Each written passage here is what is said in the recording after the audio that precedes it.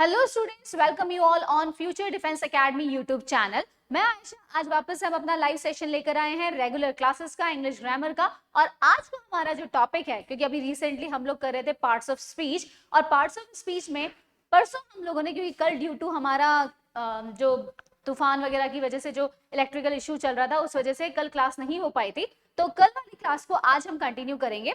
तो आज हम स्टार्ट करने वाले थे हमारा नया टॉपिक प्रोनाउन।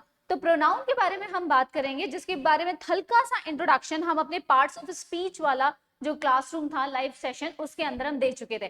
तो चलिए विदाउट एनी डिले जल्दी से स्टार्ट करते हैं हमारे आज की क्लासरूम को। तो आज जो हमारा टॉपिक है वो है प्रोनाउन। प्रोनाउन यानी कि हिंदी में जिसे कहा जाता है सर्वनाम। जी हाँ, सर्वनाम यानी कि प्रोनाउन। अब आगे बढ़ते हैं।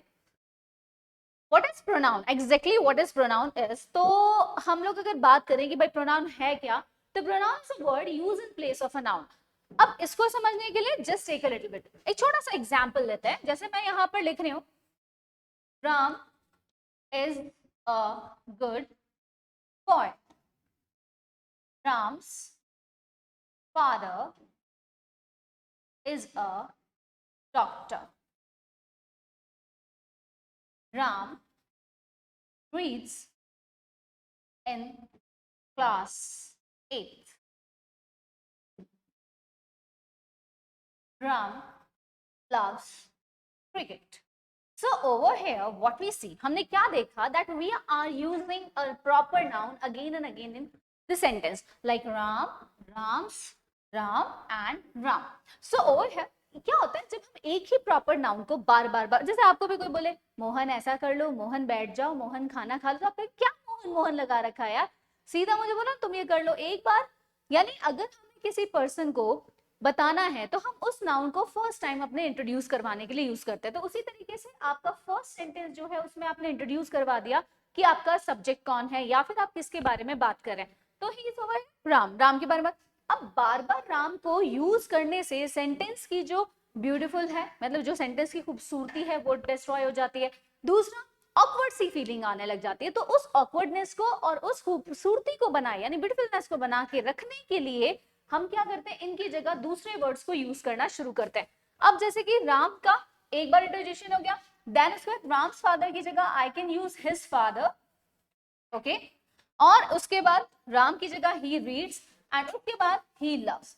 तो ओवर हमने देखा कि यहाँ पर हम लोग अगर बात करें तो एग्जैक्टली हम देख सकते हैं कि राम की जगह पर मैंने कुछ वर्ड्स को यूज कर लिया, जो कि डिनोट किसको कर रहे हैं, राम को, that those words are denoting Ram, but they are using in place of ram, but I just use them in the place of ram। तो राम की जगह मैंने उसको इस्तेमाल किया। तो छोटी सी बात है कि भाई जब नाउन की जगह पर हम कुछ ऐसे वर्ड्स को यूज करते हैं जो उसको डिनोट करते हैं, उस नाउन के बारे में बताते हैं, those words are known as pronoun। तो that means a word used in place of a noun is a pronoun। तो यहाँ देखिए जो he है, his है, him है, ये कहलाते हैं pronoun। These words are used for male and for the female she, her, hers, इनको इस्तेमाल किया जाता है। अब देखिए नाउन के बदले प्रयुक्त होने वाले जो शब्द होते हैं उनको प्रोनाउन कहते हैं। नाउन की रिपीटेशन से बचने के लिए प्रोनाउन का यूज किया जाता है। किसी भी सेंटेंस में एक ही नाउन को बार बार यूज करने से उसकी सुंदरता यानी उस सेंटेंस की जो ब्यूटीफुल है वो खत्म हो जाएगा, और नाउन के बदले प्रोनाउन का यूज करना जरूरी हो जाता है। जैसे Mrs Shukla being a good teacher she is like by all the students. अब यहाँ पर आप शी को हटा दीजिए, क्योंकि यहाँ मिसेस शुक्ला के बारे में हमने पहले ही बता दिया ना, being a good teacher is like by all students. अब बात करते हैं टाइप्स ऑफ प्रोनाउन की। तो यानी छोटे से एग्जांपल से हमने देख लिया, छोटू सा एग्जांपल से हमने देखा कि आखिरकार प्रोनाउन होता क्या है और कैसे उसको यूज किया जाता है। अब हम आ जाते हैं टाइप्स ऑफ प्रोनाउन पे। अब टाइप्स ऑफ प्रोनाउन में देखिए सबसे पहला हमारा जो टाइप आता है वो है पर्सन। पर्सन का मींस जो हम खुद के लिए यूज करते हैं, किसी व्यक्ति के लिए यूज करते हैं, ग्रुप ऑफ पीपल के लिए यूज करते हैं, दैट वर्ड और that pronoun is known as personal pronoun. Personal pronoun यानी कि हिंदी में देखेंगे तो पुरुषवाचक सर्वनाम कहते हैं इसको। I, me, we, us, you, he, him, she, her, it and they and them.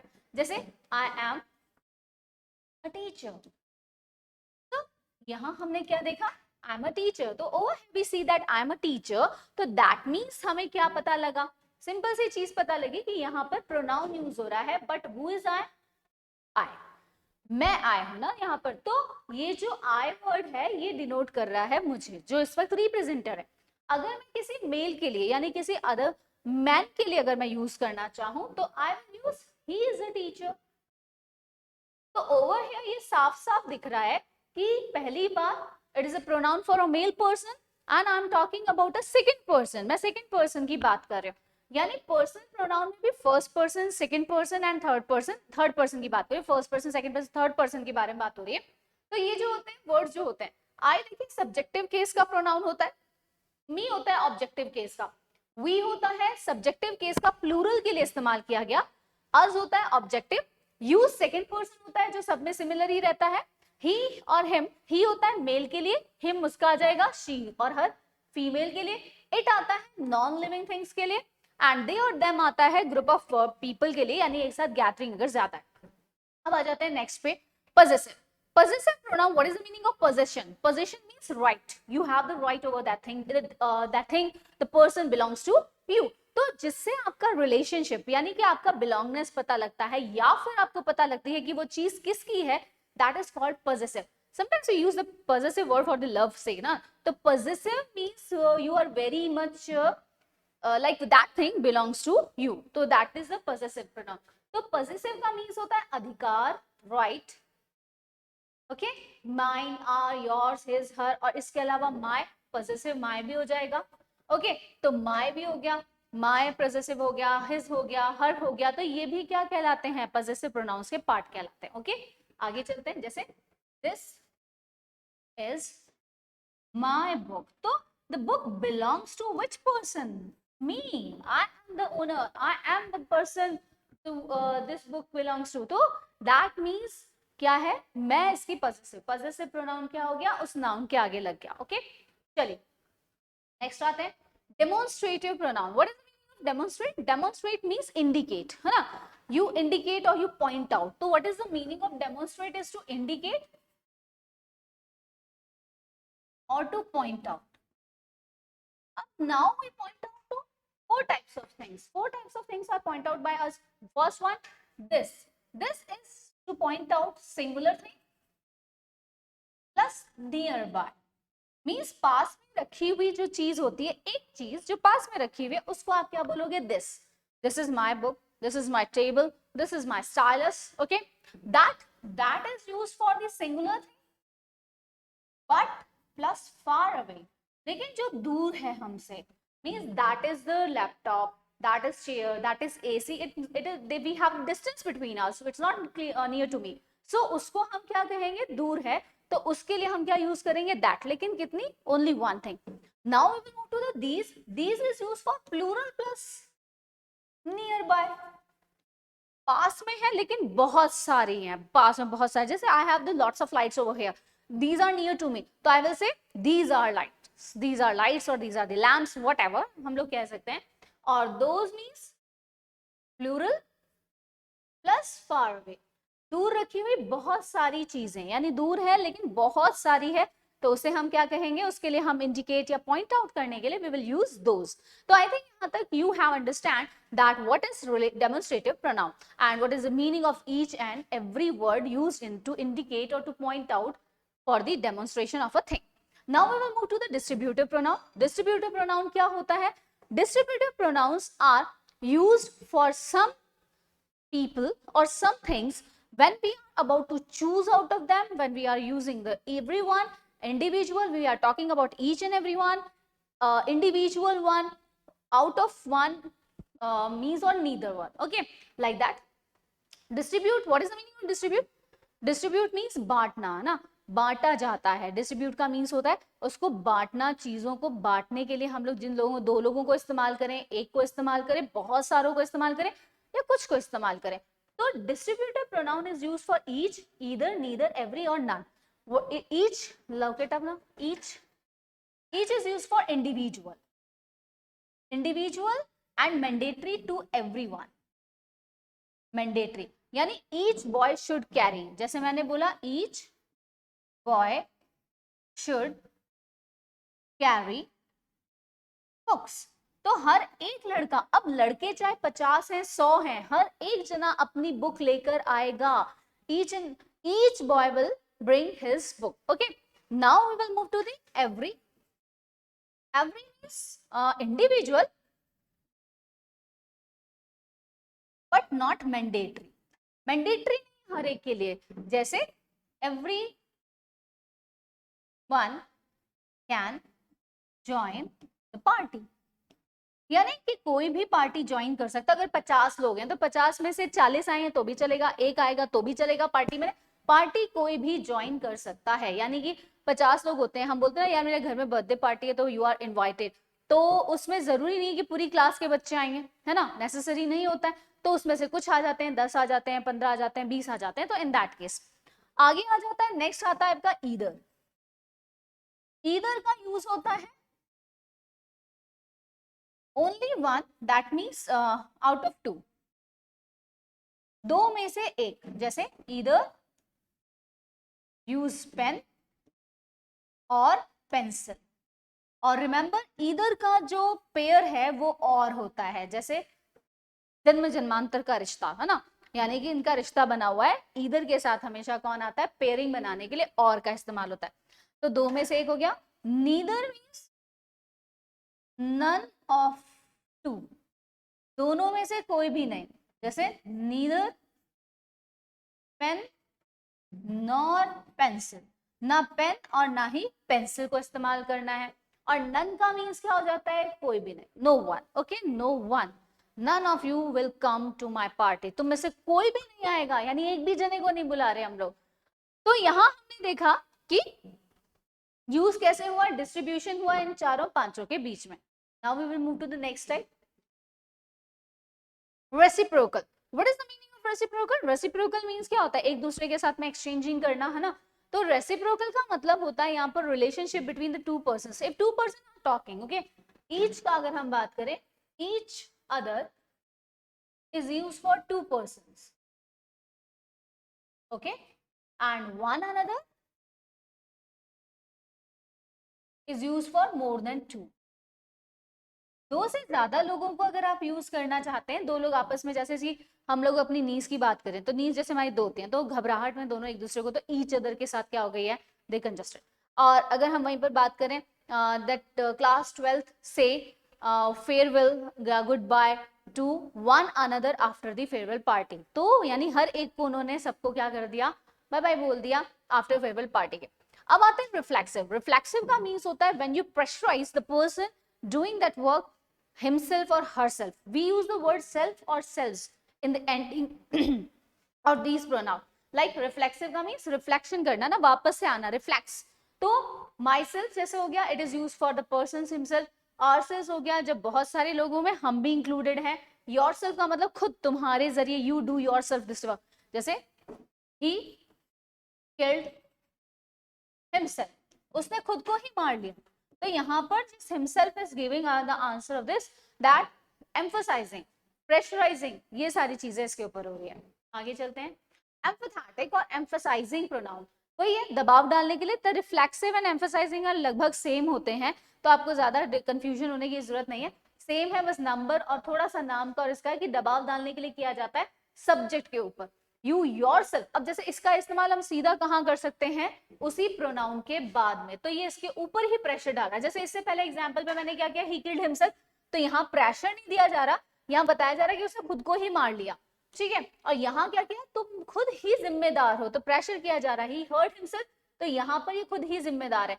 तो लगभग इनमें सिमिलैरिटीज ऐसी ही रहती हैं, तो ज्यादा डिफरेंस नहीं होता, तो इसलिए आपको ज्यादा सोचने की जरूरत नहीं है। नेक्स्ट आते हैं इनडेफिनेट प्रोनाउन। इनडेफिनेट प्रोनाउन वो होते हैं जिनमें हमें पता नहीं है पहली बात कि पर्सन मेल है या फीमेल है, okay. They always consider as singular, इनको हमेशा सिंगुलर की कैटेगरी में रखा जाता है, जैसे anybody, everybody, someone, no one, anyone, everything, everybody. तो दीज आर ऑल इनडेफिनेट, क्योंकि इनमें कोई डेफिनेट ना पर्सन की बात हो रही है, ना डेफिनेट नंबर की बात हो रही है, और ना ही डेफिनेट किसी प्लेस की या किसी भी चीज की बात हो रही है। समवेयर मीन्स कहीं पर भी हो गया ना, कि आई एम गोइंग समवेयर, मैं कहीं जा रही हूँ। अब वो समवेयर का मीन्स कुछ भी हो जाता है, ठीक है। आगे चलते हैं नेक्स्ट पे। Relative pronoun. Relative means those WH words which we use in interrogative form. जब हम क्वेश्चन पूछने के लिए WH वर्ड्स का इस्तेमाल करते हैं तो उसमें वो WH वर्ड फ्रंट में आ जाता है। But when we are talking about the relative pronoun, तो वही WH वर्ड्स बीच में लग जाते हैं to show the relationship between the two sentences like this. This is the man who stole my purse. Who has stolen my purse. तो यही वो इंसान है जिसने मेरा पर्स चुराया है.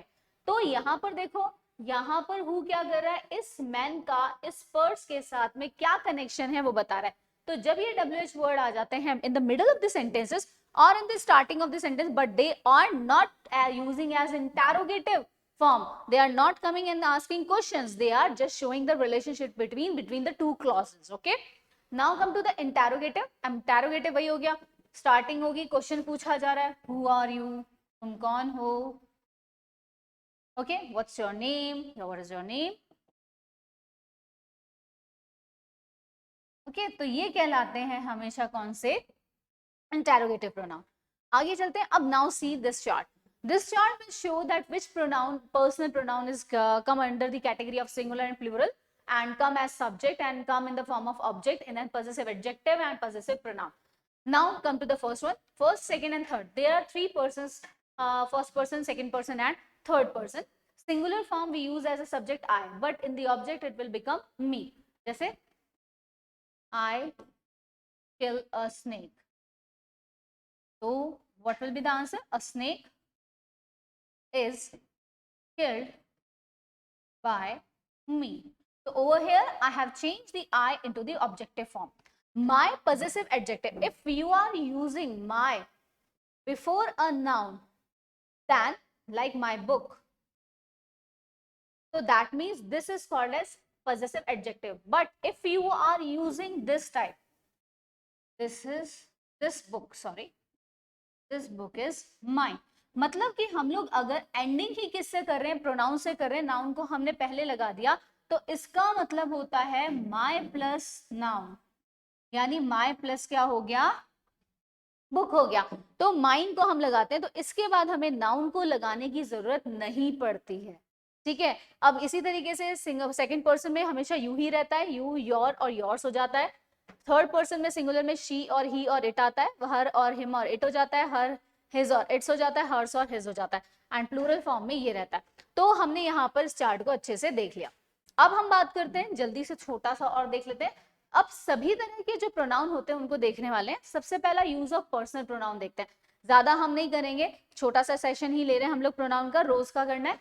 जो प्रोनाउन तीनों प्रोनाउंस में जैसे फर्स्ट पर्सन, सेकंड पर्सन और थर्ड पर्सन में यूज होता है उसे हम पर्सनल प्रोनाउन कहते हैं. Nominative case when it is using as subject, objective case when it is coming in the form of object, nominative case he और him. तो ये सारा आपको बताया कि आई का नॉमिनेटिव केस क्या होता है, नॉमिनेटिव का मतलब क्या होता है. अब आगे देखेंगे एग्जाम्पल से. देखें ये रहा, अगर वर्ब से पहले प्रोनाउन आ रहा है तो that will be consider as nominative case. Okay, तो उसको हम क्या कहते हैं, नॉमिनेटिव केस कहते हैं. लेकिन अगर वहीं पर वर्ब के बाद में प्रोनाउन को यूज कर रहे हो तो that is called as objective case. Okay, and over here it is nominative case. I think यहां तक सबको समझ में आ गया कि what is nominative and what is objective. The person is nominative case plus verb, okay, plus an object, and over here like subject plus verb plus objective case. Done? तो यहां तक समझ में आ गया. रूल नंबर 2 क्या कहता है? Rule number 2 says when we are using different first person, second person, third person in the same one sentence, then if you are talking in a good manner, means your wordings or your sentence is positive thought, full of positive thought, there is no negative feel is coming out of that sentence, so then the number sequence of using the person is 2 3 1. 2 second person will become for the first position, then the third person and then the first person. So हमने यहाँ पर अभी क्या देखा कि अगर हम लोग एक साथ बहुत सारे प्रोनाउन को यूज कर रहे हैं और हमारा फर्स्ट पर्सन भी है, सेकंड पर्सन, थर्ड पर्सन, तीनों पर्सन इसमें आ रहे हैं, तो आपको क्या ध्यान रखना है, यू सबसे पहले आपको सेकंड पर्सन को रखना है. ठीक है, इसका सीक्वेंस याद कर लीजिए, 2 3 1, सेकंड, थर्ड और 1. तो यू आ गया, फिर उसके बाद ही आ गया एंड उसके बाद में आई आ गया। तो इसका हो गया शैल स्टडी फॉर द एग्जाम। अब अगर मान लीजिए सेकंड पर्सन नहीं है, सिर्फ थर्ड और फर्स्ट आ रहा है, तो 3-1 इसका सीक्वेंस हो जाएगा। अगर सेकंड है लेकिन क्या नहीं है, फर्स्ट पर्सन नहीं है, तो सेकंड और थर्ड आ जाएगा। तो ये सीक्वेंस रहेगा। सीक्वेंस हमेशा वही रहेगा, जो नहीं आ रहा है उसको उसकी जगह से हटा दीजिए, लेकिन सीक्वेंस में चेंज नहीं करेंगे, 2 3 1 ही रखेंगे। सो स्टूडेंट्स, आज हमने यहाँ पर प्रोनाउन के डेफिनेशन, प्रोनाउन के टाइप्स और 2 छोटे से रूल देखेंगे प्रोनाउन के, कैसे पर्सन प्रोनाउन को यूज करना चाहिए। बाकी का रेस्ट ऑफ द सेशन हम कल करेंगे वापस से। टिल देन आई होप आपको आज का सेशन पसंद आएगा। छोटा सा कमेंट कीजिए, लाइक कीजिए एंड शेयर कीजिए। Thank you so much. जय हिंद, जय भारत।